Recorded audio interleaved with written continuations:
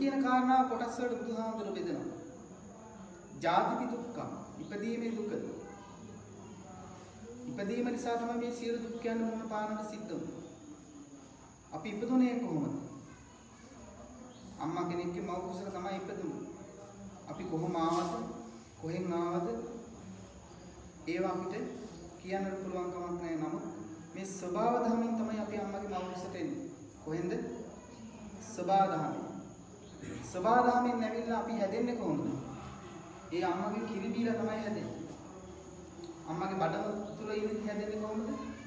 අම්මා ගන්න කෑම වලින් පෙකණි වල දිගේ ගමන් කළා තමයි දරුවා පෝෂණය වෙන්නේ.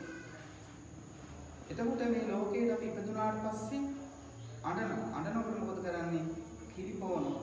කිරි පොවනකොට දරුවාගේ කුස පිරෙනවා. බඩ පුරව ගන්න.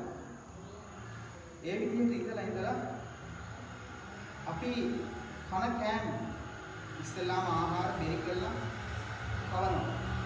ඒ විදිහට කවන කෑම ඉන්නේ කොහෙද? ඒ ස්වභාවය තමයි පස්සේ කුඹුරේ කුඹුරයි කියන්නේ ස්වභාවධර්ම කුඹුර තියෙන්නේ. කුඹුර තියෙන්නේ මේ මහ පොළොවේ. මහ පොළොව කියන්නේ ස්වභාවධර්ම. එතකොට අපි ගන්න ආහාර නැවත අපේ ශරීරයෙන් පිට කරනවා. ඒ පිට කරන්නේ කොහෙද? ඒ ස්වභාවධර්මයෙන් තමයි.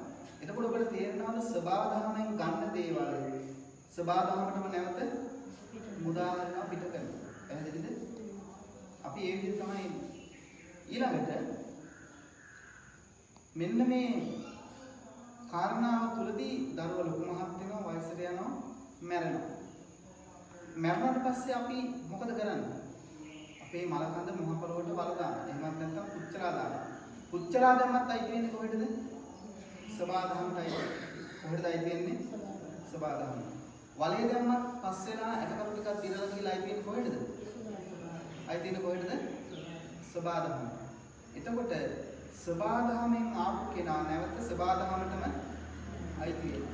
එතකොට එතන මම කියලා කෙනෙක් ඉන්නවද? මම කියලා කෙනෙක් ඉන්නවද?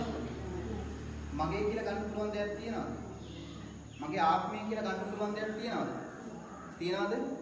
එහෙනම් ඇයි ඔයාලා ඔය දීපල තණ්හාව ඉඩකඩම් දරුවෝ මිල මුදල් මගේ කියලා බදාගෙන අල්ලගෙන වේදනාවෙන් දුක් විඳින්නේ? මෙන්න මේ යථාර්ථය නොදන්නා නිසා.